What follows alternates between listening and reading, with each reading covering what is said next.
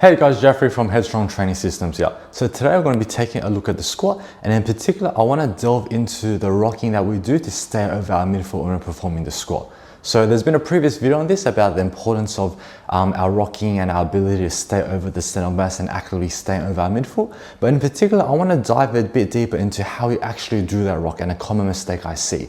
So when we first of all talk about the rock, just to put everything into context, essentially the idea of the rock, or essentially what the rock is trying to do, is you're trying to rock and move your body so that you're more actively over your midfoot, because people have a tendency to stay on their heels. We want to actively rock and manipulate ourselves with the barbell on our back so that we're on our midfoot more.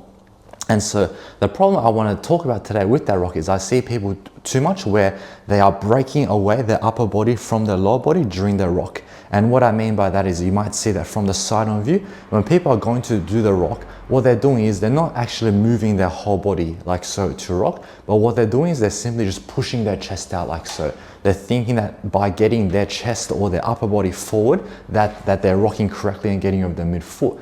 And so whilst it might seem like or feel like you're getting into position because your chest now everything's over your midfoot, what's actually happening with the lower body is that the lower body is not following through. And so what you end up getting is you see this extension in my lower back, this arch in my lower back, because the upper body is breaking away from the lower body and things aren't staying stacked in motion. And that's a problem because one, it puts you into an extended back position, which we don't want. And two, it takes away our stacking of the body, where now the torso where you have all that barbell weight, it's not stacked, there's no foundation supporting it, and you're gonna put a lot of stress on your back. And in this position, you can't create force. Nothing is stacked effectively over each other. So that's why what I really wanna make sure that is clear is that when you're doing the rock to get over the midfoot with the barbell and to find your center of mass, you're not doing it by just sticking your chest out and letting everything break away, but rather you're maintaining your stacked position, you're maintaining the positioning of your body, and you're rocking from your ankles. Think about it as you're rocking from the ankles and shifting the ankles forward and shifting the center of mass and force through your foot rather than breaking away your body like at the top.